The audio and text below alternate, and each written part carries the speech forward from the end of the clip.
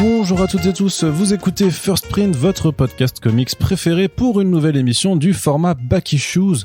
C'est l'émission de chronique de bande dessinée tout simplement, où on vous livre notre avis sur quelques titres sortis en VF. En tout cas en ce moment on fait beaucoup de VF, c'est vrai qu'il faudrait qu'on se remette un petit peu à la V aussi, en tout cas à vous en parler, hein. C'est pas qu'on en lit pas, c'est juste qu'on prend pas le temps de faire des émissions là-dessus.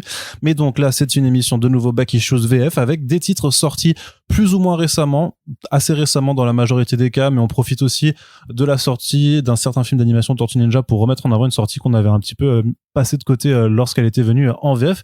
Donc voilà, des titres qu'on a plutôt envie de vous conseiller dans la majorité des cas, je dirais même dans tous les cas. Et bien entendu, cette émission ne se fait pas tout seul. Oui. Parce qu'il y a qui avec moi ? Corentin. Voilà, très bien. Moi. Corentin qui va parler de lui à la troisième personne dans toute l'émission aujourd'hui. Oui. C'est un nouveau concept que l'on teste en direct. On verra bien si ça prend. Exactement. Et il est ravi de ce concept. C'est vrai. Alors, moi, je vais lui demander, il est d'accord. Alors Corentin, il va nous faire un petit peu la présentation du premier titre qu'on va aborder dans cette émission, qui est un album sorti donc là assez récemment. C'était une des sorties estivales de 404 Comics, donc une maison d'édition que vous connaissez a priori si vous nous écoutez, donc une maison d'édition qui appartient au groupe Editis, qui est sœur à 404 éditions, cousine peut-être aussi de Black River Comics, dont on vous a également parlé il y a quelques temps. Donc voilà, c'est le même groupe et c'est dirigé par Nicolas Beaujoin, qu'on a déjà reçu plusieurs fois dans le podcast, que vous connaissez également. Sinon, on vous invite à écouter les Super Friends fait ensemble pour savoir un petit peu voilà comment il envisage lui l'édition. Et c'est un monsieur qu'on a surnommé de façon très bienveillante le Niquet de la Fab, puisque justement il est aussi directeur artistique et donc il apporte un soin tout particulier aux albums qu'il édite, et ça se voit une fois de plus sur le Apparition dans le ciel de Berlin-Est, une bande dessinée donc qui est sortie chez Boom Studios de mémoire en VO. C'est écrit par Jeff Loveness, donc un monsieur que l'on connaît hélas. Qu'est-ce qu'il a fait Jeff Loveness? Eh bien il a écrit Ant-Man and the Wasp Quantumania. Comme quoi, dans la vie, on peut faire tout et rien. C'est ça, voilà. Ne fuyez pas parce que, en fait, forcément, le taf dans les comics, c'est pas du tout la même chose que d'écrire une bande dessinée pour Boom Studios, que de faire un film pour un studio multimillionnaire, voire même milliardaire. Et dessiné par Lisandro Esteren, dont on vous avait déjà un petit peu parlé sur le Catch and Release de Ed Brisson sorti chez Achilles. Et un autre, oui. Ouais, mais je l'aurais pas, du coup, mais. Sandman. Oui, Nightmare Country, mais que j'ai pas lu, donc voilà, forcément sur le Corinthien, qui est tombé d'ailleurs chez Urban assez récemment, je crois. Chez James, avec James Tynion for l'écriture. Tout à fait, c'est un super bouquin, on n'a pas encore eu le temps d'en parler, mais on en parlera bientôt, et c'est pareil, une lecture qu'on vous recommande. Ce mec est un génie d'écrivain. Eh bien justement, on va pouvoir en parler.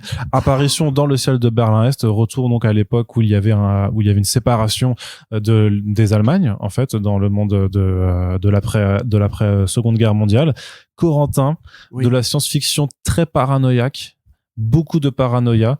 Qui ment? Est-ce que tu vas mentir quand tu vas livrer ton avis sur ce bouquin grand format? Donc, alors c'est pas un dos toilé qu'il a mis en plus là, je sais pas comment ça s'appelle, c'est un dos spécial. Mais voilà, donc un grand format, une belle édition aussi, mais le contenu, qu'en est-il? Alors, Apparition dans le ciel de Berlin-Est, effectivement, juste la couverture accroche l'œil immédiatement. C'est l'histoire, donc effectivement ça se passe à Berlin-Est, donc là, le Berlin qui était occupé par les communistes enserrés dans la RDA, rappelez-vous le mur de Berlin, d'un côté l'Ouest libéré, contrôlé par les États-Unis et la pensée libertaire, et de l'autre effectivement la pensée communiste, le contrôle, la surveillance. Et c'est un petit peu le thème, puisque justement il y a des emprunts en fait à l'idée que après l'instauration du bloc de l'Est en Allemagne, en fait, ça va être un petit peu les bons élèves du communisme. C'est-à-dire que c'est un pays qui va générer de l'argent, c'est un pays qui va être une dictature un peu modèle par rapport aux enseignements soviétiques, et c'est un pays qui va appliquer la pensée stalinienne à fond, c'est-à-dire qu'il va falloir surveiller tout et tout le monde. Et pour ça, ils ont donc la Stasi, qui est une police d'État, qui est là pour surveiller la population. 1984, les crimes de la pensée, etc. Ils vont ouvrir les lettres, ils vont écouter les conversations.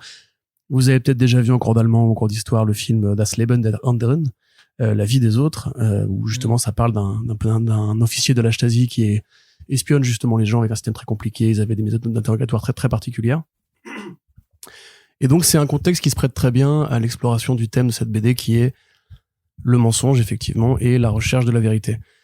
Un agent un agent de la Stasi, on sait pas encore exactement au début de l'histoire à quelle obédience il appartient, aide. C'est dit dans le résumé qui est sur la 4e de couverture, que c'est un espion américain. Un espion américain de la CIA, effectivement, qui est envoyé en Allemagne pour espionner la police allemande, enfin la police allemande de l'Est, aide les gens à traverser le mur de Berlin pour rejoindre le front ouest. Un jour, une des opérations de passage qu'il fait foire. Il est repéré par l'espèce de commandant en chef de la Stasi. Et en parallèle, il y a une traînée lumineuse qui passe dans le ciel. Un phénomène tout à fait inexpliqué qui, a priori, évoque soit, vu le contexte, la bombe nucléaire ou une nouvelle arme ou un passage extraterrestre. Bon, spoiler alerte, évidemment, il y a une créature dans cet album, puisque c'est important de le dire s'il faut en parler. Apparition dans le ciel de Berlin-Est, on pourrait essayer de le vendre en disant que c'est une sorte d'Alien, le film, ou alors c'est une sorte de Abyss, dans le sens où en fait il va y avoir un bunker dans lequel différents soldats vont être exposés à l'apparition d'une créature qui est beaucoup plus forte que eux et leurs armes primaires. Et en évoluant dans l'album, on comprend que cette créature est métaphorique pour parler de l'espèce humaine et pour parler de notre rapport à la vérité. Alors là-dessus, remarquez, c'est pas tout à fait idiot de faire la comparaison avec Alien, puisqu'il y a des comparaisons philosophiques ou mythologiques qui sont faites avec Alien. Regardez la super vidéo de Demoiselle d'horreur sur le sujet, par exemple, où elle compare Alien au mythe de Prométhée, par exemple. Il y a aussi eu des comparaisons assez intéressantes même des analyses assez intéressantes avec le Predator, par exemple, le Predator de John McTiernan et des frères Thomas, où on expliquait que la créature, à mesure qu'elle avance, éveille un petit peu les instincts des soldats qu'elle a en face d'elle. Donc, par exemple, le soldat amérindien, lui, la voit comme quelque chose de très mystique. Le héros Dutch la voit comme un chasseur comme lui, etc., etc. Et donc, en fait, souvent, ces créatures de fiction, confrontées à des humains qui vont devoir survivre face à elles en étant tout petits, sont souvent des allégories de quelque chose. Et là, effectivement, donc, il y a un rapport de l'homme à l'espace, il y a un rapport de l'homme à la société, à la civilisation, à l'idée qu'en fait, on ment constamment et que ce mensonge nous permet de faire société, ce mensonge nous permet d'entretenir un rapport à l'autre et qu'en fait, même toute l'espèce humaine est basée sur le mensonge au point de ne plus être ouvert à des vérités fondamentales comme l'entraide, la solidarité, la recherche du bonheur et de la vérité, etc. Donc tout ça, c'est en filigrane d'une histoire qui reste une histoire d'horreur. Au premier degré, c'est vraiment inspiré. Ouais, ou un gros huis clos paranoïaque, enfin vraiment très très oppressant, clairement. Ouais, avec pour moi une influence qui, j'aimerais bien en parler avec Jeff Loveness, de La Forteresse Noire de Michael Mann, qui était un film qui a été tué dans l'œuf par rapport à ce qu'il aurait pu être, et avec Anki Bilal qui avait fait les concept art d'ailleurs. Où pareil, c'était des nazis qui entraient dans une forteresse où il y avait une créature qui prenait différents sens par rapport aux gens avec qui elle interagissait. Là, on est un peu là-dedans puisqu'il y a de la géopolitique un peu, il y a de la politique beaucoup, il y a de l'analyse fondamentale, on va dire, de qu'est-ce qui gigote un peu dans le cerveau humain. Et surtout, il y a des super designs, c'est vraiment très beau. Esteren qui, là, on est vraiment sur une BD qui peut plaire, je pense, à un public de lecteurs européens. On n'a pas du tout des découpages comics. Enfin, on a des découpages, évidemment, comics, c'est très varié dans les choix de découpage, mais on n'a pas beaucoup de gaufriers à 9 cases. Je suis désolé, pardon, les pollens. On n'a pas beaucoup de splash page. On a vraiment un trait qui, en plus, cherche un peu, pas la ligne claire, mais une sorte d'évolution naturelle du trait européen, et c'est normal parce que ça se passe en Europe. Donc les paysages, les personnages évoquent justement plus une BD d'espionnage classique que un comics d'horreur. C'est très différent justement des productions de Tynion Force. Si vous lisez ce que Esteren a pu faire sur Sandman, vous voyez qu'il a vraiment pris justement plus du comics d'horreur, on va dire à la britannique, alors que là on est plus dans de la BD d'espionnage horreur à l'européenne. C'est très beau, il y a un usage de la couleur qui est exceptionnel pour créer des nappes, des plages, des nuances violacées. Le bleu est très présent évidemment parce que la créature sécrète des espèces de faisceaux lumineux bleus. Je sais pas comment ça a été fait, mais on dirait de l'aquarelle en fait, la façon dont on s'est rendu. Souvent, et c'est souvent la couleur qui va donner un éclairage particulier aux émotions des personnages, aussi justement à jouer avec tous ces codes de l'espionnage avec les ombrages sur les visages, des regards très perçants. Enfin, c'est vraiment super bien foutu. Moi, mon reproche à ce titre-là, c'est que c'est trop court. Ça peut s'appliquer à beaucoup d'autres titres qu'on va chroniquer aujourd'hui. Alors oui, non, on parlera de Family Tree juste après, et là, j'aurais un reproche très différent. Mais, c'est trop court parce que justement, l'idée est très bonne, en fait. Et le fait qu'ils doivent cadenasser ça dans une histoire qui dure l'équivalent de 4 numéros, on va dire, fait que on comprend très bien l'allégorie, c'est très perceptible, mais quelque part, on a envie d'en voir plus. Tu vois, c'est-à-dire qu'en fait, ça fait un petit film d'horreur qui est très bien, qui est très beau, qui est vraiment très beau. Pour le coup, là, on est largement au-dessus d'une BD indé conventionnelle. Enfin, pour moi, Lester Rennes, c'est un mec qui va compter. D'ailleurs, dans ce podcast, qui compte déjà, ouais. Dans ce podcast, on va parler justement pour moi d'artistes qui sont virtuoses comme Ananderka ou Lester Rennes, qui sont en fait les nouvelles étoiles montantes du marché indépendant, du marché qui ont un trait ultra expressif, qui va pas dans le détail comme on pourrait l'espérer en fait d'un artiste plus tradi, on va dire.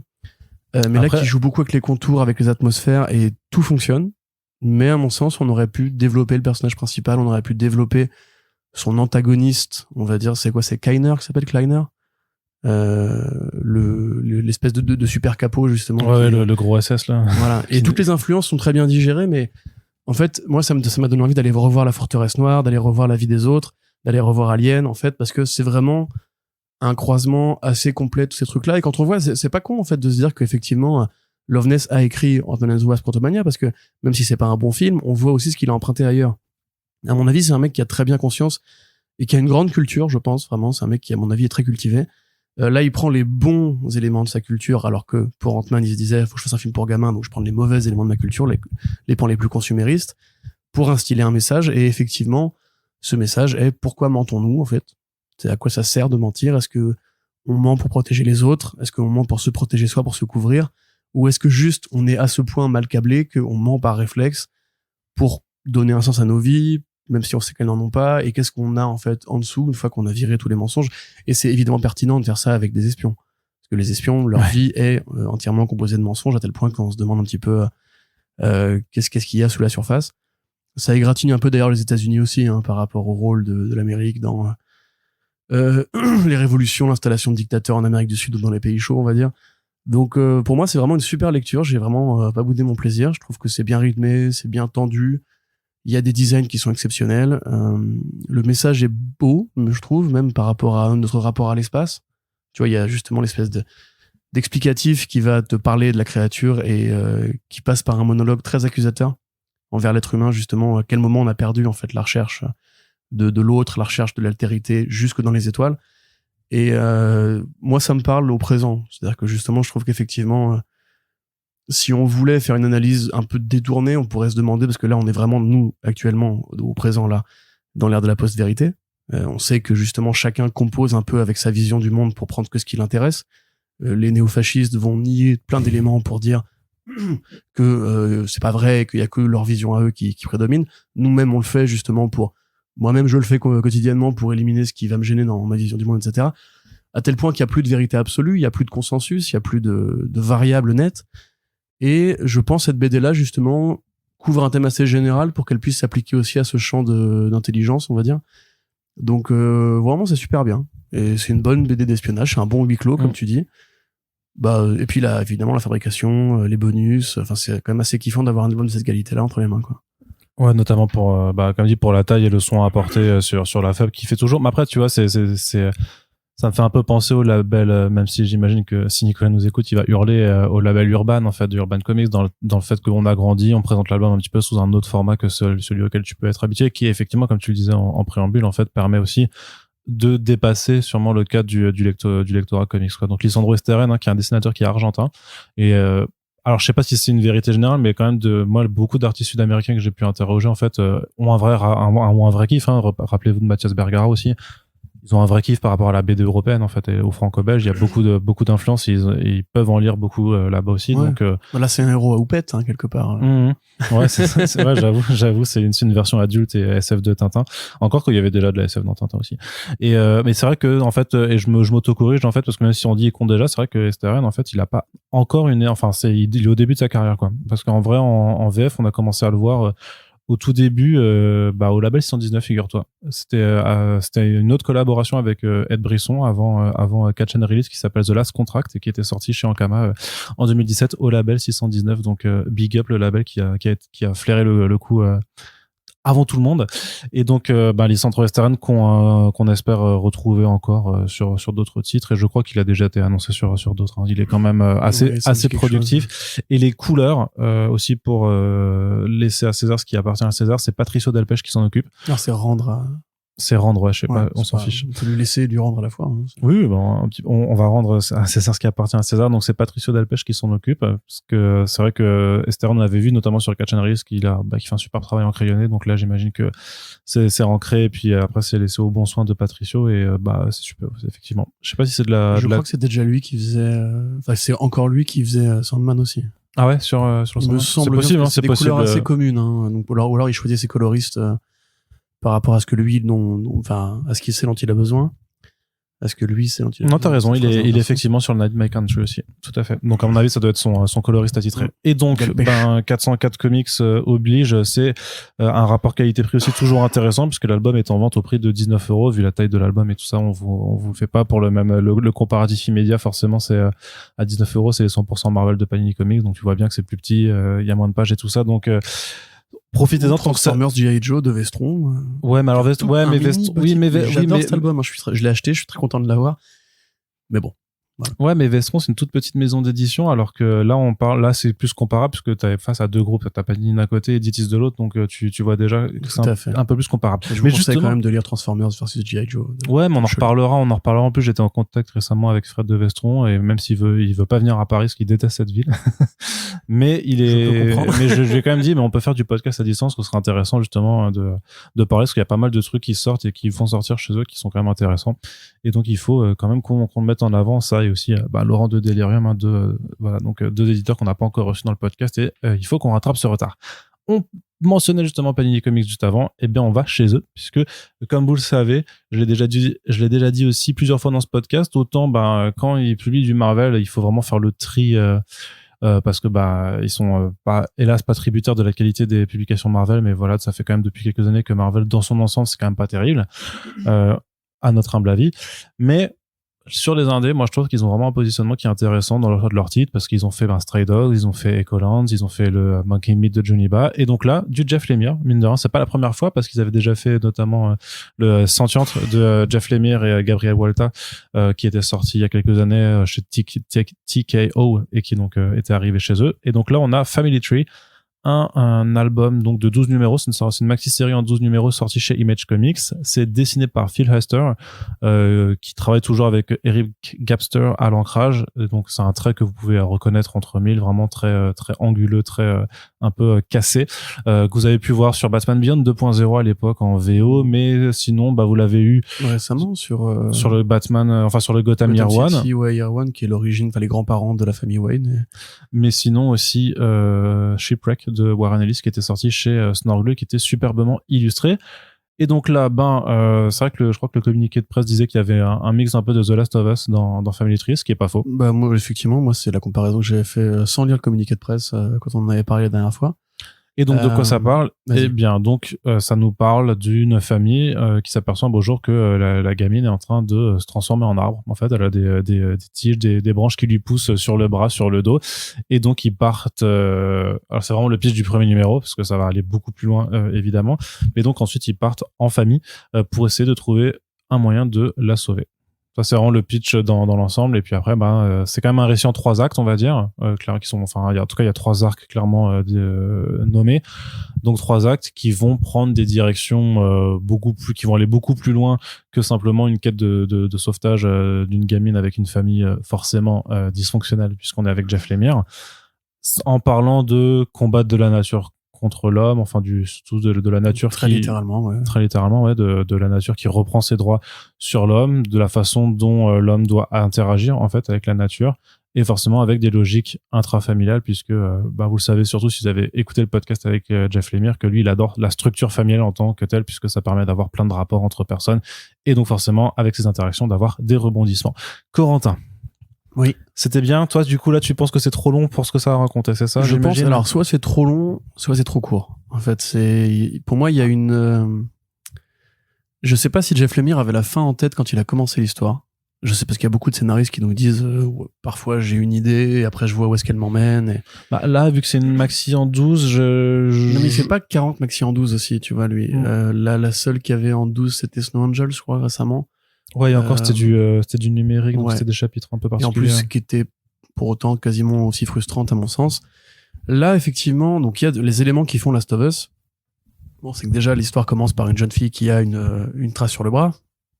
Un héros un peu militaro-redneck, enfin un personnage un peu militaro-redneck qui est juste instoppable à la Joël. Il y a effectivement l'idée que ça ressemble à une sorte de côté pandémique, et après ça prend des atours qui vont faire plus survivaliste. Dans la deuxième partie, je n'en dirai pas plus, parce qu'en plus c'est pas vraiment, enfin c'est pas aussi simple que ça. C'est pas comme The Wake où il y a première partie, deuxième partie. Oui, il y a différentes époques temporelles qui se mêlent. Là, ça fait un chassé-croisé, oui c'est ça, entre passé et présent entre présent et futur assez régulier. À mon avis, si tu veux, voilà, c'est une bonne lecture. Moi, je me suis bien amusé, j'ai bien aimé cette BD. Je trouve que c'est plus léger que beaucoup de Jeff Lemire modernes, contemporains.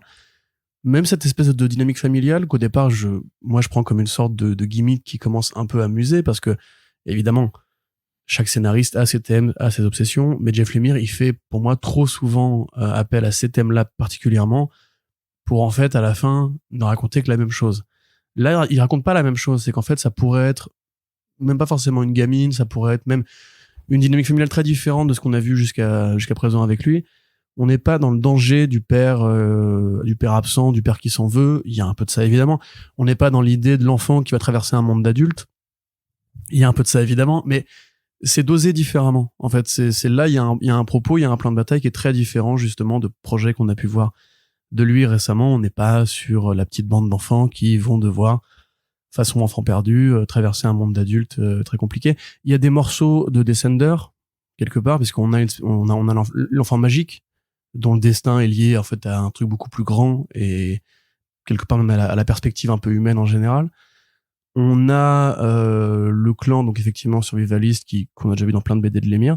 Donc il y a des proximités avec ce qu'il a fait avant. C'est pour ça que c'est pas une BD qui est aussi majeure que d'autres trucs qu'il a pu faire, ou les titres récents qu'il a fait avec Sorrentino, qui là pour le coup vraiment pousse un peu plus loin son style, et il va vers les territoires un peu inexplorés, etc. Là c'est vraiment une série qui aurait pu apparaître dans les années 2000 chez Image, un peu avant la Révolution, ou chez Dark Horse, ou presque même, j'ai envie de dire, dans la foulée de The Walking Dead, en fait. Et c'est là que j'ai un reproche à lui faire, c'est qu'à mon sens, dans Family Tree, il y a les racines, jeu de mots, pas mal, pour une ongoing, en fait. Il y aurait moyen, en développant un peu le concept de cette créature, de ces humains qui se transforment en arbres, d'aller plus loin. Il y aurait moyen de tenir ça sur 30-40 numéros. Le fait qu'il le fasse pas, et qu'il fasse tenir ça en 12 numéros, fait que pour moi, il y a des idées qui sont pas résolues, parce qu'en fait, il y a juste des dialogues qui vont t'expliquer qu'est-ce qui arrive à la jeune fille et qu'est-ce qui arrive à l'espèce humaine en général. Et tu comprends, en fait, c'est pas effectivement idiot. Tu te dis oui, c'est logique de faire ça dans le présent.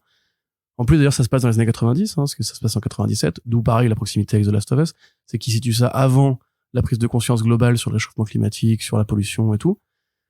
Ce qui fait que du coup, c'est pas aussi revendicatif, tu vois, ça reste une BD qui justement fait très années 2000, fait très problématique du présent, la famille, l'Amérique, etc. Il y a des dialogues qui fonctionnent très bien, les personnages sont très incarnés, c'est facile, mais c'est bien écrit. Il y a des bonnes idées, c'est très beau, effectivement. Phil Lester qui trouve plein d'idées de découpage qui sont intéressantes. Il y a des moments, par exemple, la BD s'ouvre par un personnage qui est en surimpression de 3 cases horizontales, parce qu'il sort de l'ordinaire, et du coup, le personnage de la mère réagit 3 fois à ce qu'elle voit, à lui qui apparaît dans son quotidien. Il y a aussi souvent des personnages qui vont, dans la silhouette, va découper le début de la gouttière.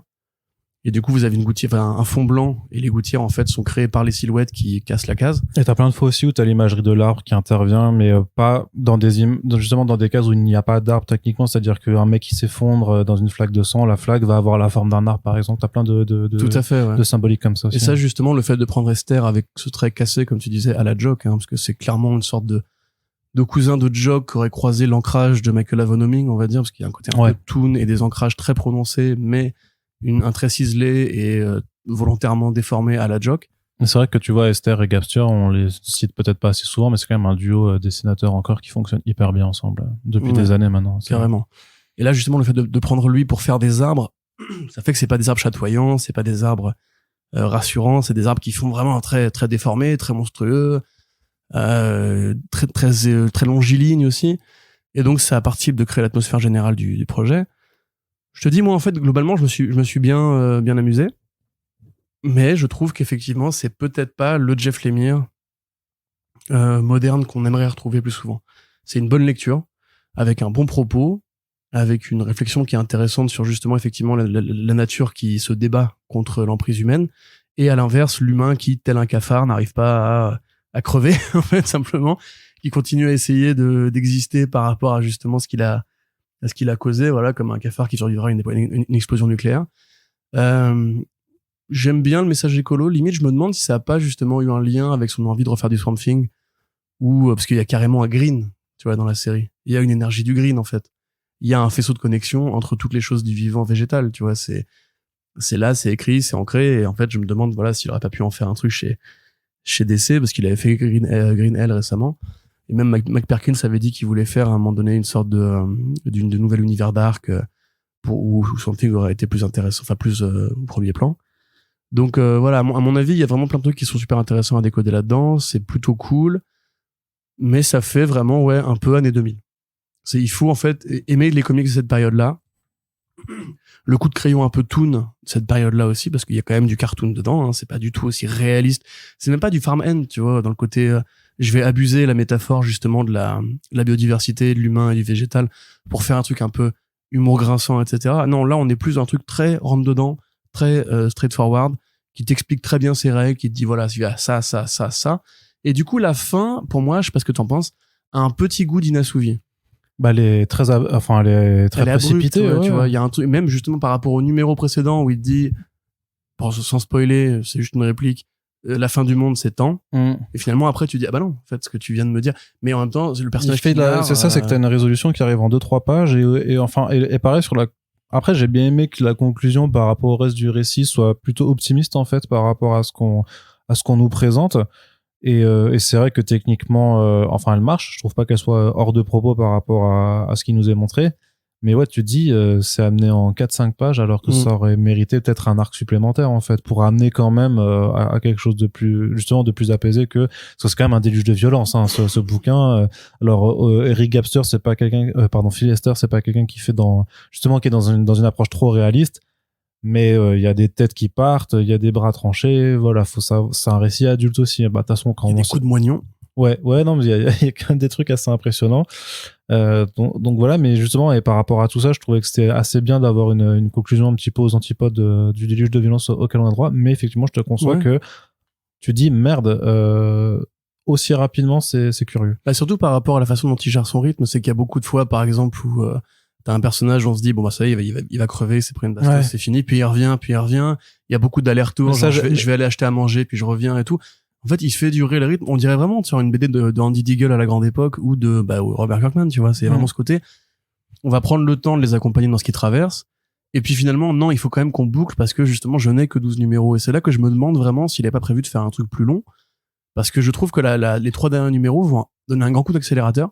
Et tu te dis, ouais, bon, du coup, effectivement, c'est résolu, la boucle est bouclée. Mais j'aurais envie d'en voir plus, que tu m'emmènes un petit peu plus loin. Genre, qu'est-ce qui se passe avec ces arbres? Est-ce que du coup il reste vraiment que ces 3 personnages-là? Est-ce qu'il y a d'autres trucs que tu pourrais développer? Et est-ce que l'allégorie du cycle qui se renouvelle, ça veut dire que du coup l'humain va se renouveler aussi? Enfin, tu vois, il y a des trucs qui, pour moi, pourraient aller plus loin, qui n'empêche pas le fait que c'est une bonne lecture, encore une fois, que peut-être qu'un jour il fera un Family Tree volume 2. Mais c'est pour ça, quand on en avait parlé en VO, moi je t'avais dit c'est un peu un Jeff Lemire mineur, dans le sens où c'est pour ça parce que Panini l'a récupéré par rapport à d'autres éditeurs qui suivent mieux la carrière de Lemire et qui ont peut-être priorisé les créations plus importantes, on va dire. C'est que là, en fait, pour moi, c'est limite, même si vous n'êtes pas fan de Lemire, vous pouvez y aller, en fait. Tout ce qui vous énerve dans son écriture n'y est pas. Tout ce qui vous plairait y est. Et le fait qu'il ait pris Phil Lester, un mec avec qui il bosse pas tous les 2 jours, amène une couleur, une tonalité un peu différente que ouais, moi je conseillerais vraiment à tous les mecs qui aimaient bien les comics Image deuxième période, années 2000, ou même les comics d'essai, hein, je veux dire, il y a vraiment ce côté un peu toon et justement cartoony, exagéré, etc., qui était un peu le propre de la Justice League des années 2000, etc. Enfin, je pense qu'il y a vraiment à bouffer pour les lecteurs de 30-35 ans qui aiment bien les comics, un peu, voilà, une bonne série où il y a tout. Ouais, parce que c'est un récit complet, donc, qui est sorti là en ce mois de juillet 2023, donc c'est disponible en librairie pour 32€. C'est quand même un prix important, et autant, tu vois, autant sur le Ecolands qui a 40 balles, mais vu la gueule du bouquin et tout ça, je trouve que ça les vaut. Là, je dirais que c'est un petit peu, enfin, c'est le seuil psychologique, je pense qu'à 29,90 ça passait, tu vois. Là, c'est 3 € de plus, mais c'est fait quand même 32 €. Donc forcément, c'est un investissement, mais ça reste une bonne BD qui est et qui traite l'écologie sous un angle un peu marrant. Ouais. Ensuite, on passe du côté de Ramvé, je crois, c'est ça, et de Anand RK. Graffiti's Wall. Donc là, on est dans du format comics traditionnel. Graffiti's Wall, qui est une œuvre de jeunesse de Ramvé que vous connaissez maintenant très bien pour Layla Starr, pour The Savage Shores, pour Blue and Green aussi. Est-ce que vous avez lu Blue and Green? Lisez Blue and Green. Si vous n'avez pas lu Blue and Green, vous n'avez pas le droit d'écouter ce podcast. Et donc, en fait, c'est juste que maintenant que l'auteur a su quand même s'affirmer auprès d'une bonne partie du lectorat comics, on va dire, et peut-être un peu plus, hein, parce que Layla Starr, à mon avis, vu les ventes, ça, à mon avis, c'est allé en dehors des lecteurs de comics traditionnels, même pour l'indé. Urban décide de ramener des œuvres de jeunesse, donc ce que je disais. On en avait parlé un petit peu d'ailleurs dans le podcast qu'on a fait avec Ramvé, et donc Graffiti's Wall, ça se passe à Bombay. J'allais dire Mumbai, mais c'est... tu peux dire Mumbai, hein. Bah, les deux se disent, mais du coup, en français, c'est Bombay. Le destin de 4 personnes qui se démènent comme ils peuvent dans les quartiers pauvres de la ville, et surtout qui ont comme point commun l'art comme exutoire, l'art comme pas comme une bouée de sauvetage non plus, parce que c'est pas des gens qui sont non plus complètement perdus, mais qui vraiment trouvent en fait une vocation, trouvent en fait un échappatoire et une façon de s'en sortir avec le dessin, la musique, l'écriture surtout. L'acting. Et donc voilà, donc c'est un graphic novel, c'est quand même publié, il y a quand même un chapitrage avec en gros un chapitre pour chacun de ces personnages et qui permet de les voir évoluer. Lecture hyper rafraîchissante, hyper là pour le coup, et sans vouloir, c'est pas niais, mais c'est très feel good en fait dans ce que ça dans. Tu trouves? Ouais, moi ça m'a donné envie en fait. Ah, c'est marrant ça. Moi ça m'a vraiment je l'ai lu Pétrographe Ouais, non, c'est ça, j'allais dire, je l'ai lu avant de préparer l'interview, il y a déjà un mois et quelques, et quand j'en étais sorti, je m'étais dit, ah putain, ouais, ça donne envie de composer, d'écrire, de peindre, de dessiner, de faire des choses, quoi. C'est comme ça que moi je l'ai pris, mais peut-être que toi tu n'auras pas eu ce ressenti. Anand RK, dont on voit un des premiers travaux là, et qui a complètement changé, enfin qui sait changer de style complètement. On le retrouvera plus dans cette allure là sur Radio Apocalypse quand la fin verra le jour. Enfin, les 2 premiers numéros sont sortis, mais si elle voit le jour, c'est ça. On attend de voir ce que la suite arrivera. Mais voilà, un truc qui est très intéressant et qui permet de constater qu'il y a beaucoup de thématiques et beaucoup de qualité dans l'écriture de Ramvé qui était présent dès le départ. Hein. C'est pas pour rien que le mec s'est imposé en si peu de temps en fait comme un auteur à suivre et très important de notre génération actuelle. Et on pourrait presque le voir comme une sorte de préquel à Layla Starr, à mon sens. D'ailleurs, le sticker élégamment posé par Urban en témoigne. Bah, en même temps, c'est un de leurs best-sellers de l'année dernière, donc tu vas pas leur reprocher de vouloir mettre ça en avant. Non, je pourrais reprocher le format parce que sinon, en revanche. Ouais, bien sûr, mais enfin, je finis juste ma phrase, mais parce que sinon, si tu le sors juste comme ça, oui, non, mais bien sûr. C'est un four. Déjà, là, je suis même pas sûr qu'il est énormément cartonné par rapport à Layla Starr. Je suis quasiment sûr que non, mais c'est parce qu'il justement, il est trop petit. Il devrait sortir du lot, en fait, cet album, parce que pour moi, il sort du lot. À mon sens, c'est la meilleure lecture qu'on met dans ce podcast, très clairement. Parce que j'ai dit du bien de Lisandro Esteren, j'ai autant de bien à dire de Anand RK. D'ailleurs, dans la VO, il y a le nom complet d'Anand RK, qui est donc lui-même indien et qui a un nom de 8 syllabes, je crois. Non, pas dans la VF, j'ai regardé, il y a juste écrit Anand RK. Ah ouais, je vais pas vous faire le triste exemple d'essayer de me souvenir de son nom. Mais il y a une âme dans cet album, il y a un souffle. On est presque plus dans le slice of life que dans la fiction archée, on va dire, avec un début, un milieu, une fin. C'est effectivement 4 chapitres sur 4 personnages. Le 4e étant plus la conjonction des 4, puisque la 4e héroïne n'est pas forcément aussi centrale que les 3 premières. Il y a des souvenirs que Ramvé met là-dedans, pas forcément les siens, mais peut-être des gamins qu'il a connus, parce que lui a grandi dans une famille qui était relativement aisée. Des souvenirs de la transformation de Bombay, de Mumbai justement, dans cette espèce de révolution industrielle où on a rasé des quartiers pauvres, et là on s'intéresse évidemment à des pauvres. Il y a un côté même un peu Akira, je trouve, dans l'espèce de foisonnement, de bourdonnement de ces quartiers populaires, où il y a des espèces de fleurs qui poussent au milieu des décombres, justement, que ce sont ces jeunes gens ultra talentueux qui sont donc un graffeur, un rappeur, un écrivain et une actrice. C'est écrit avec beaucoup de finesse, il y a beaucoup de place laissée au silence. Tu vois, je te disais, je sais plus à quel moment on en parlait, mais par rapport à Jeff Lemire et Francavilla, je crois, où je te disais, fais confiance à ton dessinateur pour laisser passer des idées. Là, c'est exactement ce que fait Ramvé. Ramvé, pour moi, vraiment est un auteur de comics né. Je suis assez impressionné d'ailleurs de la façon dont il est apparu dans le paysage de l'industrie en quelques années et c'est immédiatement imposé comme un héritier de Neil Gaiman tout à fait crédible, un héritier des grands scénaristes qu'il admire comme Grant Morrison et tout. Pour moi, on est en face, parce que Loveness quelque part, tu vois, je peux pas lui reprocher d'avoir fait Ant-Man and the Quantumania. Pour moi, il a fait vraiment 3 bonnes BD pour l'instant. Ramvé, il a quasiment fait que des bonnes BD. J'ai pas de reproche général à faire à Ramvé, à son écriture.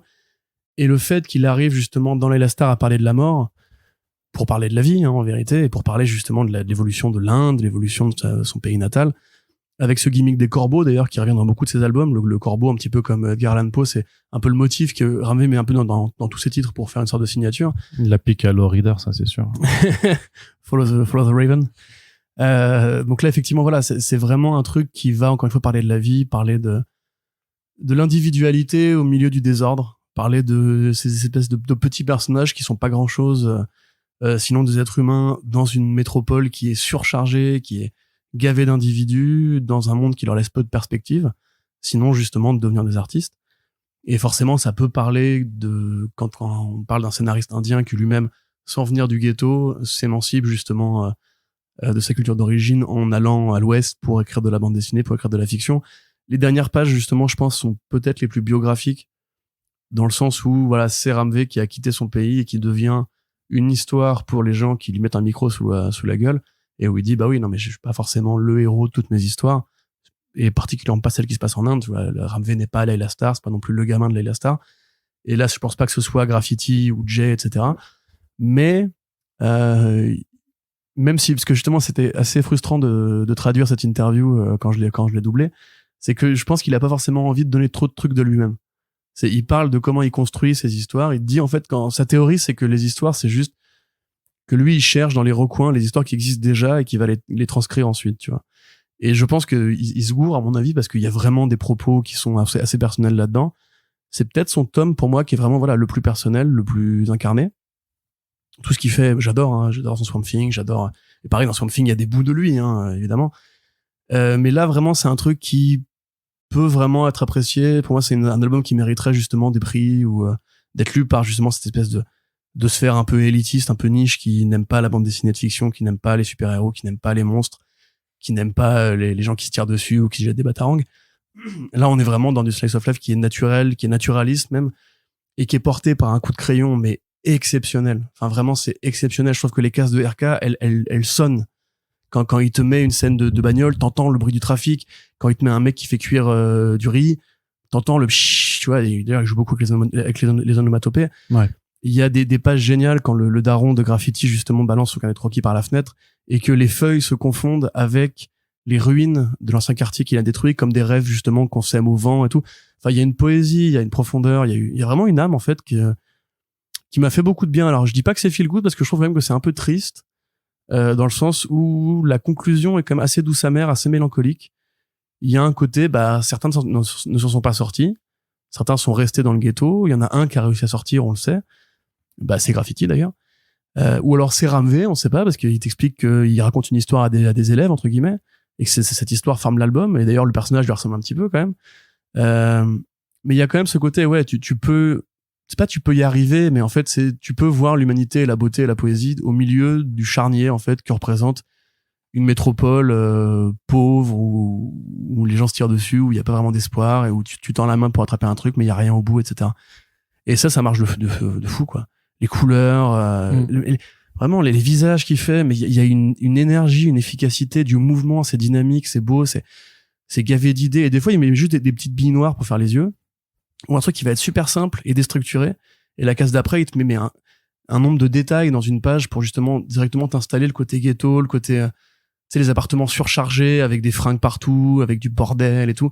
Enfin c'est à la fois c'est punk, c'est vivant, c'est beau. Ouais. Moi je trouve ça vraiment c'est un coup de cœur, hein, très honnêtement. Je pense que c'est peut-être ma préférée de Ramvé avec Layla Starr. Ok. Et limite j'aurais envie qu'il creuse ce côté-là, parce que même si j'aime bien son Batman qui est sorti récemment d'ailleurs chez Urban Nocturne, je trouve qu'il est vraiment meilleur en indé, quoi, ce mec. Blue and Green, c'était déjà parfait. Pour moi, j'ai pas de reproche à faire à Blue and Green. Le seul reproche que je dois faire à Blue and Green, c'est que RK m'évoque Sienkiewicz dans Blue and Green, avec John Person qui fait la couleur et qui l'alliance des deux fait un hommage très complet à Sienkiewicz. mais tu sens pas Ramvé qui te parle autant de lui. Tu vois ce que je veux dire? Alors que là, pour le coup, vraiment, c'est ce que tu avais essayé de lui faire dire et qu'il t'avait répondu, pas vraiment. C'est qu'en fait, je pense vraiment que il y a des trucs qu'il a exorcisés par rapport justement à son passé ou à l'Inde en général, qui font que en fait ses meilleurs titres sont les moments où il y revient. Tu vois? Et à mon sens, vraiment, tu peux voir cet album comme l'espèce de jumeau maléfique ou de brouillon de Layla Starr, parce que c'est le même propos sur la vie en fait, sur l'existentialisme en fait. C'est vraiment qu'est-ce qui te conduit à travers la vie, qu'est-ce qui vaut le coup. Et pour lui, effectivement, c'est l'art qui va mettre dans différentes perspectives. Et c'est justement d'être quelqu'un au milieu des autres, mais aussi par rapport aux autres. Et enfin, ça fonctionne du feu de Dieu. Moi, vraiment, je me suis régalé. J'aimerais l'avoir en format urban, le vrai grand format, parce que je trouve que ce format est ultra frustrant. On dirait un petit comics, alors que c'est pour moi une grande BD. Et limite, je l'aurais envie de le voir même à la même taille que Layla Starr. Je pense que le trait de Anand Erkai est quand même comment dire, tu sais, on dirait divisive en anglais, quoi, mais je pense qu'il aura plus du mal à convaincre que Layla Starr, par exemple, tu vois. C'est quand même parce que c'est enfin, moi j'apprécie aussi, tu vois, mais je dirais que dans le trait, parfois, t'as des gens qui diront qu'ils aiment pas, qui trouvent ça moche, tu vois. Ils ont tort. Ouais, je serais pas forcément d'accord, mais j'entends pourquoi ça pourrait ne pas plaire en fait à un certain type de lectorat, tu vois, dans la forme dans les traits et tout ça. Moi, j'adore ce côté justement un peu crasseux, un peu caricatural. Ouais. Tu vois, là, cette case-là qui fait pareil, c'est super Babelais. Ouais, un petit peu, le niveau de détail qui va te foutre dans la structure ultra architecturale du bordel et tout. Quand tu vois, et 2 secondes après, il te fait un visage qui est complètement déformé et tout. Enfin, c'est volontaire, tu vois. Oui, non, bien sûr. Non, vraiment, RK, même j'étais étonné parce que moi, j'avais pas lu cet album-là avant qu'on en parle, enfin, avant que tu me dises qu'on était au programme. J'ai tombé amoureux de son coup de crayon sur Blue and Green. Mais là, il y a une telle différence entre les deux, c'est vraiment un caméléon. Enfin, c'est un fou furieux, ce gars. Non, ça reste un être humain quand même. Ouais, mais voilà. C'est à moitié caméléon. Mais donc, bref, c'était vachement bien. Lisez Graffiti's Wall si vous aimez les BD, bien. Voilà, donc le coup de cœur de Corentin. C'est disponible chez Urban Comics et ça coûte 17€. Donc disponible dans les librairies ou peut-être dans les bibliothèques. Si d'ailleurs vous bossez en bibliothèque et que vous nous écoutez, j'espère que parfois vous essayez de faire valider des commandes par votre direction, que vous prenez vous-même si vous êtes le directeur, l'initiative d'aller prendre quelques comics pour les mettre dans les rayonnages, parce que c'est aussi comme ça que la culture se transmet. The Last Ronin, Corentin, ça c'est la vieille BD, parce qu'elle est sortie en novembre dernier, il me semble, en novembre 2022, mais comme le jeu vidéo a été officialisé et comme de ce mois d'août 2023, on est quand même dans une bonne temporalité tortue, hein, parce qu'il y a plein d'annonces, il y a le DLC de Shredder's Revenge, donc il y a la suite et la série animée qui ont été annoncées pour les tortues. Moi, je reçois pas mal de communiqués de presse de plein de marques qui font des opérations spéciales tortues que je ne relaye pas parce qu'à un moment, les Fortnite et les FIFA, les trucs comme ça va bien 2 minutes, mais il y a quand même un gros tournant sur les tortues dans FIFA. Non, c'est plus FIFA, je sais plus quel jeu à la... je vais jouer à FIFA tout de suite. C'était une équipe de 4 tortues et un rat contre non, en plus, j'ai pensé à te l'envoyer, c'était Street Fighter, je crois que t'avais des skins tortues pour Street Fighter ou un truc comme ça, et donc, enfin bref, c'est pas un truc sur lequel j'ai forcément envie de rédiger dans mes journées déjà trop chargées. Mais donc The Last Ronin, il y a le The Lost Years qui arrivera l'année prochaine chez iComics, qui est une forme de préquel. T'as quand même techniquement une suite qui a été, t'as une suite qui a été annoncée formellement. Donc de quoi, c'est un peu ce qu'on avait appelé, des gens en avaient parlé lors de sa sortie en VO et notamment le premier numéro qu'on avait beaucoup aimé. Mais très différent du reste en fait. Le DKR, l'ambiance crépusculaire, donc le DKR des Tortues Ninja. Donc c'est coécrit par Kevin Eastman parce que c'est une vieille idée qui vient de lui et de Peter Laird datant des années 80, justement en post Dark Knight Returns de Frank Miller. Donc avec Tom Waltz, le monsieur qui a redonné ses grandes lettres de noblesse aux tortues avec la série ADW, et on a plusieurs dessinateurs qui se passent le relais avec donc les frères Escorza, donc Isaac Esau et Isaac. Esau et Isaac, et aussi Ben Bishop, donc qui se passe le relais. Mais t'as aussi Kevin Eastman qui dessine quelques planches dans son style, dans son pur style à l'ancienne. Samuel Plata qui fait les couleurs avec Escorza et Esau. Donc beaucoup d'emprunts à DKR, une tortue qui est la seule survivante parmi les 4. On spoilera pas dans cet album, même si à force faudra finir par en parler. Non, mais quand même, mec. Bon, alors je mets juste un spoiler alert. Un truc à spoiler dans l'album, mais là, celui-là, on peut quand même le dire. Voilà, non, mais disons qu'on place un spoiler alert. il y a le timecode pour passer directement à la dernière BD qui est Orphan dans la description du podcast. Donc, si vous voulez pas savoir, ne sachez pas et réécoutez après avoir lu la BD. Voilà, maintenant nous sommes entre personnes averties. Donc c'est Michelangelo, donc qui est la dernière des tortues restantes. Et justement le côté un peu, c'est un peu le rigolard, le mec qui est un peu toujours mis de côté, qui est un peu pas méprisé, mais tu vois, mais qui est pas censé être le plus charismatique. Généralement c'est Raphaël ou Leonardo, je crois, que les gens préfèrent quand même. Donc là c'est Michelangelo qui a perdu toute sa famille puisque le fils du Shredder a tendu un piège façon ouais on va négocier un traité de paix, puis il les a tous déglingués d'un côté tandis que Stockman aussi faisait des siennes de l'autre côté. Donc des années plus tard, après s'être entraîné tout seul, il revient à New York qui a été complètement transformé justement par le règne de alors c'est Oroku, le nom du fils je l'aurais jamais. Hiroto, ouais. Voilà, donc qui règne en maître sur la ville. Il entreprend son plan de vengeance. Il retrouve des personnes qu'il pensait disparues et même des nouveaux personnages. Et donc, c'est la lutte finale pour essayer de battre le descendant du Shredder. Va-t-il réussir? On ne vous le dit pas, bien entendu. Mais en tout cas, c'est à la fois un récit complet et également le point de départ donc d'un nouvel univers au sein de la licence Tortue Ninja. C'est un bel album en tout cas, quand même. Là pour le coup, il s'était fait chier également aussi sur la fab avec ce. Alors c'est pas de la dorure, mais c'est un rouge brillant métallisé là qui rend très bien sur le titre. Une couverture inédite, je crois, de Santo Loco quand même pour cette édition française. Corentin, est-ce que c'est aussi bien sur la durée que ça ne l'était sur le premier numéro où tu t'étais montré quand même très enthousiaste? Bah la réponse à cette question c'est non. Ce qui ne veut pas dire que ce n'est pas bien. Non, c'est pas que c'est pas bien. Je pense que ça peut carrément plaire justement aux fans du travail de Tom Waltz. Parce que, effectivement, comme tu l'as dit, on rappelle quand IDW Publishing, quand Nickelodeon récupère les droits des tortues des mains un peu poudreuses de Kevin Eastman, il décide de mettre une nouvelle série en branle. IDW Publishing récupère l'appel d'offres. Nouvel appel d'offres pour qui va faire les tortues. Santo Loco candidate de son côté. Oui. Eastman candidate de l'autre. Et Tom Waltz arrive dans la foulée. À deux, ils vont écrire les nouvelles origines des tortues, le nouveau run des Tortues Ninja, considéré, je pense maintenant, universellement comme le meilleur run des tortues qui a jamais été fait. Peut-être quelques exceptions près pour celles et ceux qui préféreraient éventuellement peut-être le travail de Laird en solitaire ou éventuellement la série Archie Comics qui est étonnamment assez fan. Enfin, je dis pas étonnamment, j'ai pas lu, je dis pas que c'est mauvais, mais je savais pas qu'elle était aussi cotée. Donc, comment en parler sans justement spoiler? Déjà premièrement au niveau graphique, voilà, moi c'est vrai que je suis un grand fan du travail de Eastman, du coup de crayon de Kevin Eastman. Vous avez dû le comprendre à force de nous écouter pendant des années. J'aime bien tout ce qui est un peu gras, j'aime bien tout ce qui est un peu punk, j'aime bien quand c'est pas forcément très net, très lisible, très propre. J'aime bien les contours un peu un peu hachurés et tout. Et c'est vrai que j'ai toujours adoré ce que Eastman faisait. Je trouve qu'il y a vraiment des influences qu'il a pris aux défauts de Miller. C'est génial, c'est qu'il a pris les défauts de Miller et les défauts de Kirby, il les a mélangés, il a fait son propre truc à lui et les deux ensemble donnent un truc qui est très joli. Le premier numéro effectivement est un hommage et l'hommage le plus net à Frank Miller. Le reste de la série pas forcément en fait. Dans le reste de la série il y a des clins d'œil à Dark Knight Returns, mais c'est pas du tout la même écriture. Quand la série commence en fait t'as un personnage qui est monologue, tu vois, et tous les héros de Frank Miller ils sont connus pour ça, ils parlent tout seuls dans leur tête parce que c'est un fan de polar et qu'il aime bien écouter ses héros parler ou les laisser s'écouter parler. Il y a des hommages au niveau de la semelle de Godas qui va mettre, qui est la fameuse signature de Frank Miller qui adore mettre des semelles de Godas dans ses bouquins. Il y a des plans qui sont très repris et tout, mais le reste de la série, en fait, on reconnecte avec ce que Tom Waltz fait en général, c'est-à-dire l'esprit de la Tortue Famille, où on va avoir des personnages qui vont apparaître, qui vont faire la nouvelle Tortue Famille, on va dire, au sens propre et figuré d'ailleurs.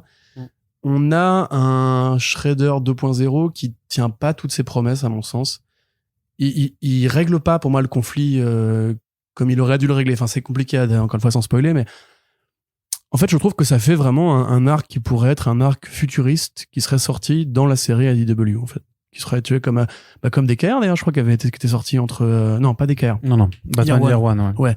Tu vois, qui serait sorti entre quelques numéros et qui aurait été, une perspective futuriste possible. Comme Old Man Logan. Voilà, exactement. Tout à fait. Très bon exemple, Old Man Logan. Voilà une perspective futuriste possible qui s'inscrit dans un run. Mais vous n'êtes pas obligé de le voir comme le début d'un truc nouveau. Or, il se trouve que c'est malheureusement et heureusement le début d'un truc nouveau et une vraie cassure avec le passé. Au niveau de l'écriture, c'est entier, c'est honnête, ça suit sa ligne. Effectivement, il y a des scènes qui sont assez émouvantes, il y a des scènes qui sont assez belles. Je trouve trop bien la façon dont tu comprends en fait que c'est Michelangelo et la façon dont tu le vois pouvoir en fait être hanté par le souvenir de ses frères. Je trouve que c'est une super. Michelangelo justement qui a jamais été aussi parce que c'est assez amusant en fait ça. Quand c'est Old Man Logan, quand c'est Batman, justement c'est des héros qui sont durs à la base. Et il y a rarement en fait ce héros qui était au départ un naïf et qui se réveille un jour. C'est ça c'est le rigolo de la bande. Il y a du Sangohan dans le Dragon Ball quand c'est le futur avec Trunks et tout, mais ces effets de cassure là ils fonctionnent vachement bien. De la même façon pour ce qui reste de la famille Tortue où il y a vraiment un côté brisé et l'espèce d'atmosphère un peu brisée elle est là du début à la fin. Mais à mon sens graphiquement c'est pas un album qui est entier en fait. C'est un album qui est justement le produit des retards de Eastman qui arrivait pas à se motiver ou je sais pas ce qui s'est passé. J'aimerais bien justement en parler avec un éditeur marseillais parce que honnêtement pour moi il y a un truc qui déconne dans. Déjà, on sait que le rythme, c'était très, très compliqué à sortir, hein, The Last Ronin. Oui. Il y a eu des séquences énormes de retard et graphiquement, je sais pas pourquoi, parce que les planches qui sortent sont pas particulièrement, enfin, tu vois, tu sens pas un effort extraordinaire qui a été fait au niveau des crayonnés. Mais est-ce que c'est vraiment, notamment sur les numéros sur lesquels il y a les séquences de flashback de Eastman, que c'est là, en fait, où tout a commencé parce que lui, il lui a fallu un temps énorme parce que, il est plus tout jeune, il a d'autres trucs à faire et tout ça, tu vois. Ouais. Donc je me demande si c'est pas en fait littéralement juste ces planches-là qui posaient problème à l'ensemble de la série. Hein. Mais c'est quand même curieux parce que le premier numéro, enfin, on retrouve le Eastman des débuts, quoi. C'est comme s'il avait pas vieilli, justement. Il a encore une aisance. Il fait un flashback sur le premier numéro. Le premier numéro, c'est lui qui crayonne le gros des planches, tu vois. Donc, mais vas-y. Mais donc voilà, si tu veux, voilà, c'est plus ça qui m'embête, c'est que j'ai l'impression en fait d'un produit qui a été un peu dépassé par son succès. Parce que le premier numéro a été un sommet de vente exceptionnel. Et que là, ils se sont dit, ah, mais attends, si on fait juste la dernière croisade vengeresse de Michelangelo contre les héritiers du Shredder, il va pas y avoir la perspective de rebondir. Le storyboard, il faisait. Hein? Il faisait les storyboards, en effet. Voilà. Il va pas y avoir la perspective, en fait, de revenir ensuite sur ce succès pour produire des suites. Et là, on sait qu'il y a des suites et la fin de l'album est une porte ouverte vers une nouvelle saga Tortue en fait. Ouais. Donc ce qui fait qu'en fait pour moi il y a le cul entre deux chaises. Tu vois, c'est que c'est une bonne lecture, mais je pense pas que c'est ce qui avait été prévu au départ, à mon avis. Vas-y. Tu penses que notamment la dernière case en fait était pas, enfin l'épilogue aurait pas été pensé forcément et que ça s'est rajouté peut-être face au succès des ventes? À mon avis, mais même il y a des éléments dans l'album qui pour moi sont faits pour ça quoi. Enfin, sont faits pour la suite, tu vois. Mais c'est pour ça que les retards entre les numéros, je les vois même comme une sorte de benchmark où les mecs se sont dit, attends. Qu'il y aurait du shift éditorial dans la conception. Là, on vend beaucoup plus de Tortues que d'habitude, c'est pas normal. Est-ce qu'on est vraiment sûr qu'on veut arrêter là? Et du coup, ça fait que, je répète, ça n'empêche pas le plaisir de lecture. C'est entier au niveau de ce que ça veut faire. Mais, le premier numéro, pour moi, n'appelle pas à ça. Et du coup, il y a vraiment un truc qui gigote dans ma tête en mode genre, mais qu'est-ce que vraiment c'est? Est-ce que vraiment c'est le DKR des Tortues? Est-ce que c'est pas juste une nouvelle porte que Tom Valls ouvre maintenant qu'il a lâché les rênes à Sophie Campbell pour se dire moi je vais faire un run parallèle avec une feuille blanche et banco, tu vois. Limite ça pourrait s'appeler tome 1 à mon sens. Tu vois, c'est vraiment le tome pourrait s'appeler tome 1. De toute façon, après peut-être qu'on le savait pas à ce moment-là, mais oui, il y a un run inverse qui est en train de se mettre en place avec les Tortues Ninja et celui-là, c'en est littéralement la porte d'entrée. Hein. Et si on veut tirer des comparatifs qui n'ont pas de sens, quand Santoluco fait Shredder en enfer, pardon. Le Shredder en enfer, ça doit s'appeler d'ailleurs. C'est Shredder in Hell en Ah bon, d'accord. Ils ont gardé le titre. Shredder in Hell. Le Shredder en enfer. Il y a aussi du Frank Miller, il y a même d'humour, hein, je trouve, dans une moindre mesure. C'est bordélique, mais c'est virtuose. Tu vois, il y a une sorte de virtuosité dans le côté, genre, je sais que ce que je vais faire est pas normal et quotidien pour les fans des Tortues, mais suivez-moi jusqu'au bout, vous allez voir, moi, j'ai une version de ce personnage-là que vous avez jamais vu jusqu'ici. Alors que là, je trouve quand même qu'une fois que t'as compris que c'était Millerien, t'as pas un truc qui va genre arriver au-dessus de toi qui va oh attends j'ai jamais vu ça dans les Tortues, c'est pas normal, tu vois. C'est à part le twist qui te dit que c'est Michelangelo, je me dis ouais en fait c'est du TMNT moderne quoi. C'est un peu plus violent, un peu plus adulte peut-être, mais c'est pas aussi renversant que l'était justement DKR pour Batman, tu vois. Ce qui fait que moi je suis un peu frustré. Après encore une fois c'était une bonne vente en France, là on le prend très en retard par rapport à tout le monde. Je suis excité et impatient pour la suite. Je lis en plus The Lost Years en ce moment, qui est une très bonne série aussi. Et je suis curieux de cette porte ouverte qui s'est donnée. J'ai envie de jouer aux jeux vidéo, pareil, pour pour une tortue bien vénère qui pète des gueules. Mais j'aurais quand même aimé voir justement le plan original de Eastman et Laird. J'aurais aimé justement lire ce script-là et le voir porter du début à la fin, parce que pour moi, à mon avis, il était vraiment très différent de ce qu'on a eu au final. En tout cas, si tu parles du script originel de 87, oui, c'est sûr que à l'époque, ça devait pas se finir comme ça. Probablement pas. Non, et c'est marrant parce que moi, c'est la première fois que je me suis dit, que je me suis fait la réflexion de, et pourtant, moi, j'aime les Tortues Ninja, tu vois, mais je suis pas un fan de la première. Voilà, je suis pas un fan de la première heure. Moi, je suis un fan casual. Je connais pas tout ce qui a été fait et je peux me tromper encore sur de nombreux autres trucs, mais c'est la première fois où je me suis dit, tiens, j'ai eu cette sorte de sensation de, non, en fait, les tortues, faut que ça reste cette version-là quand même, tu vois, même si tu les dérives. Et je me dis que s'ils prennent vraiment cette direction, ça ne peut pas marcher parce que c'est compliqué de dire vraiment, tu vois ce que je veux dire? C'est compliqué d'en parler là sans spoiler les trucs et on y reviendra peut-être, quand le volume 2 sortira, mais ça m'a fait un petit peu bizarre en me disant c'est chelou, et en même temps Damian Wayne en Batman, techniquement moi je veux le voir à la limite en ongoing, ça me plairait bien, tu vois. Tout cela, hein. Mais c'est parce que Damian Wayne, en fait, on a une bonne caractérisation. Là, techniquement, on part sur un concept, juste sur une image, et on n'a pas du tout l'idée de comment ça peut être caractérisé. En tout cas, moi, je suis encore limite, tu vois, j'ai très hâte de lire l'Astrolin 2, qui arrive là tout bientôt.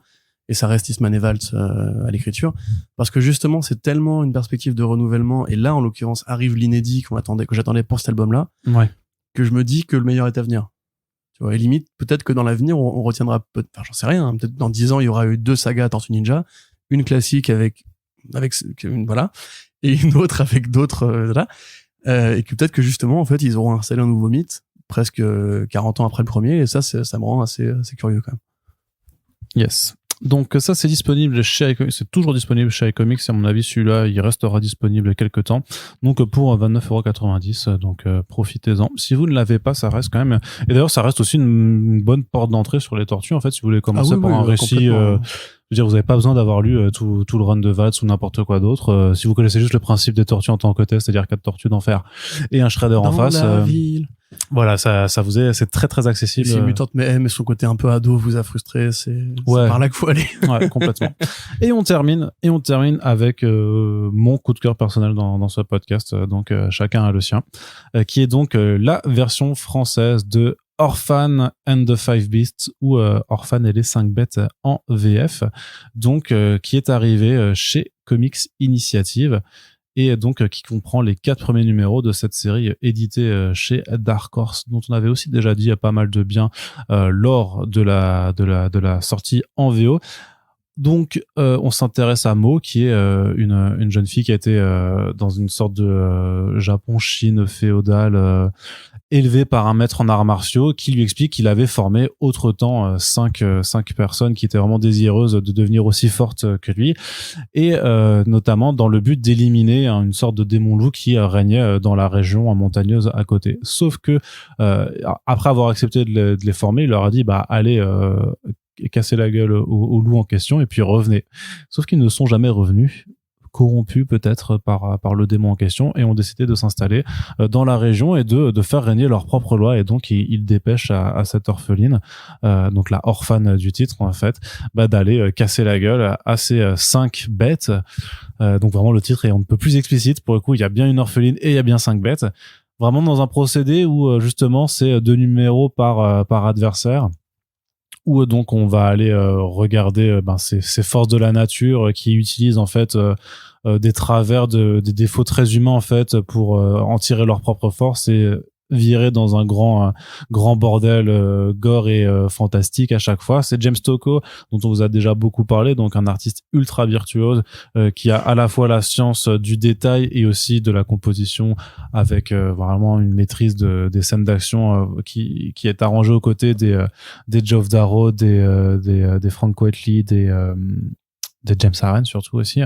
Vraiment ce genre d'artiste trop rare, mais justement parce qu'on a vu les planches leur demandent beaucoup de trop. Donc c'est un premier tome, il y a bien le 1 sur le dos de l'album, puisque effectivement l'histoire n'est pas complète, c'est une série à suivre, et c'est justement j'imagine un des reproches que tu feras en disant c'est trop court, ou que t'es frustré parce que justement t'aimerais en avoir plus. Je connais bien. Surtout qu'il y a un côté feuilletonnant à la Dragon Ball ultra plaisant, enfin à la shonen clairement, ultra plaisant. ça n'en reste pas moins pour moi un coup de cœur parce que c'est virtuose dans le dessin à tout bout de champ. Ça va pas réinventer la roue dans le scénario, mais je trouve que l'univers développé par James Tocco est formidablement plaisant. Il y a un bel effort qui est fait sur l'album aussi, qui est vendu donc à 18€ chez Comics Native avec une magnifique dorure sur le titre et une couverture avec une page, enfin vraiment l'illustration pleine, je trouve, qui est vraiment très très très belle. Donc moi je le recommande vraiment si vous voulez en prendre plein la figure. Ouais. Profiter de cet artiste qui justement, dont beaucoup d'autres œuvres étaient chez Vestron sur ces Aliens notamment, qui eux bénéficient pas d'un grand format. C'est Godzilla aussi. Et ça, et Godzilla aussi, alors que c'est vraiment un artiste qui est vraiment formidable et qui mériterait des Urban et des Urban Limited et ce genre de trucs, ou des, tu sais, le Magneto, le Testament, là, vraiment les formats ultra agrandis, tellement c'est un bonheur de le voir s'exercer. Voilà ce que moi j'ai à en dire, c'est juste un immense coup de cœur. Et si vous aimez le shonen Neketsu en général et Dragon Ball et la violence, l'ultra violence, ou la fantasy sens heroic fantasy asiatique, ouais tout à fait. Oui, il y a un peu de Mononoke aussi quelque part, une version juste beaucoup plus vénère que après Mononoke avec quelques scènes d'action qui étaient Mononoke, un peu c'est peut-être l'un des plus violents de Miyazaki, hein. C'est certainement c'est juste le début du film quand le mec il tire une flèche et que ça arrache un bras, t'as envie de dire oh. Ouais, bah moi là c'était le déclic où je me dis waouh, attends, c'était pas du tout ce à quoi je m'attendais. Pareil, quand il décapite le gars avec une flèche, tu fais what? C'est super vénère. Bon, ça flèche ou ouais, c'est ça. Et mais voilà, c'est pour moi c'est hyper bien et pour le coup hyper abordable aussi, je trouve. Donc on attend juste avec grande impatience que la suite arrive, puisqu'elle a même pas démarré en VO.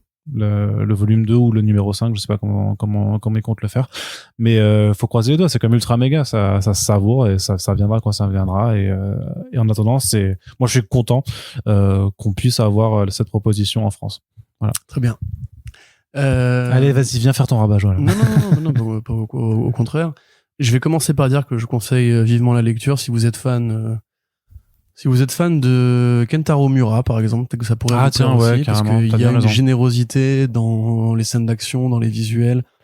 C'est très généreux, c'est trop généreux presque. T'as l'impression effectivement que le mec... Je me souviens quand on avait fait le podcast sur Madureira et où t'avais Sigrist et Fadiga qui nous disaient oh mais imagine quand même, évidemment que le mec il s'est arrêté au bout d'un moment. Enfin, à la fin ça devait être un tel labeur d'aller à la planche à dessin, comment le mec est tellement généreux que du coup il doit passer genre 6 jours sur une planche pour que ça lui aille bien, pour qu'il soit content du résultat. C'est un peu ce que disait Warren Johnson, c'est qu'il essayait de se restreindre à des journées de travail plus réduites, sinon il pouvait passer trop de temps à corriger un détail pour que ce soit parfait et tout. Et encore une fois, voilà, c'est virtuose au niveau de l'action, au niveau du sens du détail, de l'expressivité des personnages. C'est une vraie lecture complète qui est super agréable. Donc si vous aimez Miura, allez-y. Si vous aimez même, je sais pas, les mangas un peu historiques ou la fantasy justement japonaise, comme alors moi mon point de référence essentiel ça reste toujours Samurai Deeper Kyo parce que j'ai commencé un peu les mangas de fantasy japonaise avec ça. J'imagine qu'il y a d'autres exemples à citer, mais j'en connais peu malheureusement. Mais oui, si vous aimez voilà les samouraïs qui combattent des oni ou des conneries comme ça, c'est vraiment par là qu'il faut aller. La couverture pour le coup est très belle, elle accroche l'œil immédiatement et c'est une belle présentation de ce que vous trouverez dans l'album, c'est que c'est tout aussi généreux pour le reste des planches. Stocco, effectivement, alors moi j'avais l'impression qu'on en avait déjà parlé de ce titre. Sûrement qu'on a dû l'évoquer quand on parlait du Godzilla The Half Century War qu'il avait fait chez Vestron. Donc effectivement c'est frustrant parce que ça s'arrête en milieu de chemin, c'est-à-dire qu'elle bat des boss et voilà, point. Et t'es en mode c'est la fin, bah super. Donc c'est trop court, mais dans la mesure où il y aura une suite c'est pas gravissime, et de toute façon c'est pas pour le scénario qu'on va lire ce projet. Ça a vraiment tout à voir avec les créations de Suda Goichi, Suda 51, au sens où en fait c'est pas vraiment une BD, c'est un boss rush. C'est en fait le but est juste d'évoluer dans des niveaux, de savater les quelques petits sbires que le boss va mettre en face de l'héroïne, et de savater le boss qui va avoir un gameplay et un pattern différent à chaque fois. Je pense que Stocco est fan de jeux vidéo, ça me paraît assez évident. En plus c'est un geekos, donc voilà. Il faut vraiment le lire comme ça, il faut dire voilà, c'est même comme Dragon Ball, c'est vrai, Dragon Ball il y a aussi ce truc là un petit peu avec le tournoi des arts martiaux, ou même quand il prend la tour du ruban rouge, ou quand ils affrontent les mid-boss jusqu'à arriver à Freezer, à Frieza, etc. C'est vraiment juste un plaisir graphique, un plaisir d'action, et c'est rare en fait parce que c'est vrai que la BD américaine en général a du mal à dégainer des scènes d'action qui soient au niveau des japonais. Ça c'est un truc qui est commun à tous les fans de comics qui vont vous dire oui, évidemment que Superman est plus fort que Son Goku. désolé, hein, les gars. Je mets fin à ce débat, évidemment. Superman, il peut aller dans le soleil, voilà, point. C'est le truc de cours d'école. Mais par contre, t'as jamais une scène d'action de Superman qui est aussi régalante qu'une scène d'action de Goku. C'est comme ça. Les shonen, les Neketsu particulièrement, ont mis toute l'emphase sur le découpage de l'action. La moindre scène de combat de One Piece, c'est un ballet, c'est magnifique. Il y a un travail que font les Japonais, probablement parce que ils sont issus d'une culture martiale très différente des Américains, qui fait qu'il y a très peu en fait de comics qui te procurent le même plaisir qu'un Kenshin, même que évidemment les scènes de combat de Inoue, pareil dans Vagabond, qui sont merveilleuses. Donc là voilà, on est à ce niveau-là de plaisir, on est à ce niveau-là de seinen violent et brutal, qui fait super plaisir. Je suis très content, moi, que ça arrive chez Comics Initiative, paradoxalement, parce qu'effectivement, ça aurait pu arriver chez Amban, ça aurait pu arriver chez Panini, ça aurait pu arriver n'importe où ailleurs, mais je trouve que cette maison d'édition, comme Vestron, en fait, représente bien la place qu'occupe Stocco sur le marché. C'est-à-dire que c'est le secret bien gardé, en fait, des fans de beaux dessins. C'est à la limite, tu vois, Andrews, il a fait du Panini, il est un peu connu des fans de Marvel. Johnson, voilà, il a été quasiment Eisnerisé, il a été Eisnerisé d'ailleurs, je suis con. Il a fait Dadurf, il a fait Beta Ray Bill, les fans de comics généralistes le connaissent.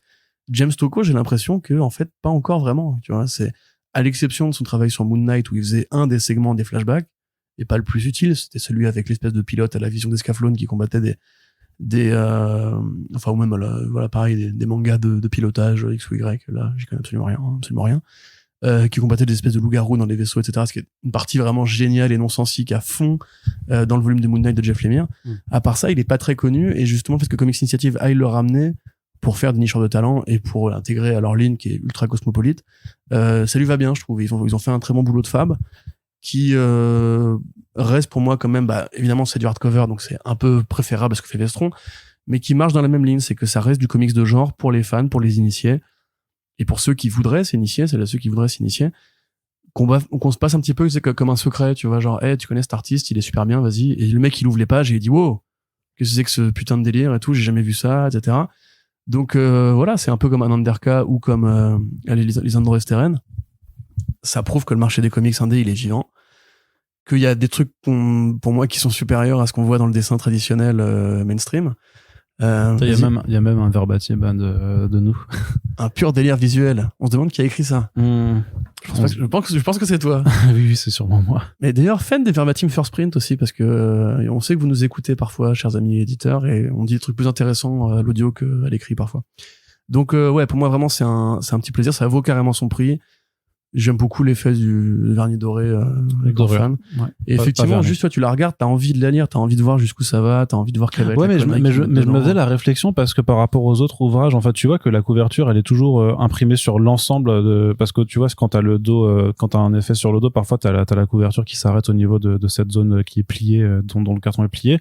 Tu vois que sur tous les autres bouquins, non, la couverture s'arrête jamais, elle est pleine et tout ça. Et là, j'ai pas pourquoi, je sais pas si c'est juste parce que le format est un peu plus large, effectivement, de quelques centimètres par rapport aux autres bouquins. Et encore, tu vois, sur la relure. Et mais t'as l'impression qu'il se passe tu vois qu'elle est plus grande que je trouve que ça donne un côté plus grand au bouquin qu'il ne l'est réellement, alors qu'il est pas énormément plus grand que peut-être que c'est volontaire parce que l'avalanche de détails justement fait que non mais il y a un truc, tu vois, ça représente le style Stocco, le mec qui arrive pas à s'empêcher d'en foutre partout, tu vois. Ouais. Et donc ouais moi à mon sens tu vois là c'est une belle sélection pour ce podcast parce que justement c'est encore une fois c'est que de l'indé, même si la super TMNT c'est la licence aussi, mais c'est que de l'indé et ça nous montre justement tout ce qu'il y a de merveilleux dans l'indé actuellement, avec des variations sur les formats, même au niveau de la fab. Je veux dire, l'Astronaut, la fab elle est magnifique, Orphan la fab elle est magnifique, apparition dans le ciel de Berlin-Ouest, Strange Sky over East Berlin, apparition dans le ciel de Berlin-Est, la fab elle est extraordinaire avec le visage qui tranche, les A, PP, etc.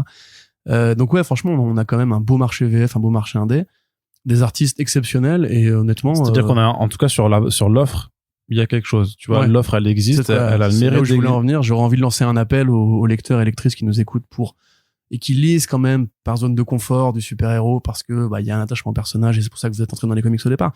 Mais même Orphan, je pense que tu peux le faire lire à des fans de manga de manière très très facile en fait. Je pense même qu'il y a des fans de BD de genre ou de BD d'horreur qui pourraient trouver un plaisir un peu à la Takashi Miike ou comment s'appelle ce mec qui avait fait Dead Sushi là, truc débile là. Oui.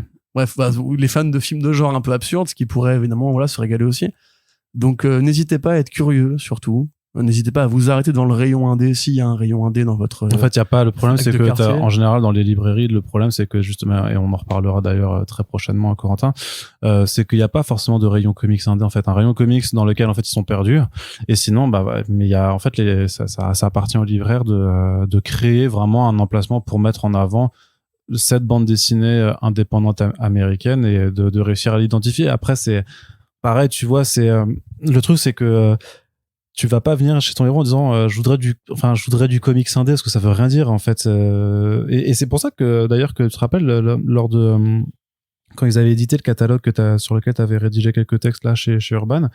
En fait, ils indiquent maintenant par des mots le type de récit que c'est, même sur les titres de super-héros, parce que justement, en fait, il faut pas faire de rayon de la même façon qu'il y a une librairie, je sais plus si c'est le Renard Doré, je crois qu'elle s'appelle, qui est une librairie manga, où en fait, au lieu de classer par shonen, seinen et shoujo, en fait, ils ont classé leur manga vraiment par type de récit, donc aventure, horreur, science-fiction, romance, tranche de vie, des trucs comme ça.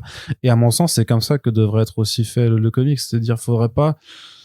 Et pourtant, ça peut être difficile, mais peut-être un peu plus compliqué parce que les super-héros justement vendent parce que c'est leur super-héros, mais même au sein d'une collection, on va dire, tu fais un rayon dessin, un rayon Marvel, et même en son sein, tu peux trier par super-héros. Lois Lane, par exemple, c'est quand même plus du polar tu vois, du super-héros. Et est-ce que tu gagnerais pas à mettre ça à côté de Criminal, à côté de Stumptown, tu vois. Après, par exemple, Urban a une bonne politique en mettant en avant les auteurs, tu vois, ils sortent du Ruka, ils sortent de Lazarus en même temps que Lois Lane, qui fait que oui, justement, j'ai bien aimé Lois Lane. J'aime bien ce que fait ce gars visiblement. Qu'est-ce qu'il fait d'autre? Il fait Lazarus. Allez, banco. C'est ça, mais est-ce qu'il faudrait pas créer un rayon polar où tu mettrais un Lois Lane avec Lazarus et donc Stumptown et tous les autres Ruka ou après tu le mets dans quel rayon Orphan et les 5 bêtes, parce que mais est-ce que tu vas pas le foutre franchement en outsider à côté? Non, mais à côté des mangas. Oui. Pour moi, il faut vraiment le conseiller plus à des fans de fiction asiatique. De toute façon, même au niveau de l'usage du crayon et en général des effets, clairement Stocco s'inspire plus de ce qui se fait en Asie que de ce qui se fait aux États-Unis. Enfin, c'est très évident. D'ailleurs, j'ai même pas placé la référence obligatoire à 619, mais comme à chaque fois qu'on parle de Stocco, je suis obligé de le répéter, l'espèce d'effet des gros yeux et le côté hybride et qui sort justement des cases traditionnelles, ça fait très 619. Hein. À mon avis, c'est un mec qui pourrait justement plaire à tes copains du Nord, là. Ouais, monsieur, je pense qu'ils connaissent de toute façon. En tout cas, voilà, c'est disponible en librairie également, donc voilà, on vous recommande. Enfin, moi, je vous recommande beaucoup. Corentin, il vous recommande tout simplement. Et on en a terminé pour ce Back Issues. N'hésitez pas à nous faire part de vos retours si vous avez lu certains de ces ouvrages, si vous comptez les lire après nous avoir écoutés ou juste parlez-nous de ce que vous avez lu récemment pour qu'on sache un petit peu. Et sinon, vous pouvez partager les podcasts autour de vous. On a plusieurs libraires qu'on veut remercier du côté de la Fnac Nanterre. Enfin, Fnac La Défense, c'est aussi à Islar BDMS, puisque en fait, ils ont fait soit ils ont mis un coin avec notre logo pour dire que c'était recommandé ou des petits présentoirs. Franchement, n'hésitez pas. Vous pouvez nous en parler, mais même sans nous en parler, si vous prenez l'initiative de vouloir mettre des petits conseillers par First Print et que ça peut aider à faire découvrir le podcast et aussi à faire découvrir les BD, hésitez vraiment pas, il y a rien de plus gratifiant pour nous de savoir que vous marchez avec nous dans notre démarche de prescripteur conseilleur, en fait, tout simplement. Dans l'amour des comics. Voilà, c'est pour tout ce qui peut aider à faire découvrir les BD et le bienvenu. Et on vous rappelle que si vous voulez nous soutenir, nous, en tant que podcasteur, en tant que média indépendant, on a une page Tipeee qui est ouverte et sur laquelle vous pouvez contribuer également dans la description du podcast pour soutenir nos copains de Comic Zone à Lyon. On met des liens dans la description qui vous permettent de les prendre chez eux si vous n'avez pas de librairie dans les environs, et ça permet de soutenir aussi le podcast à la fois. Ceci étant dit, on vous souhaite une très belle journée. Merci de nous avoir écoutés et à bientôt pour le prochain podcast. Salut!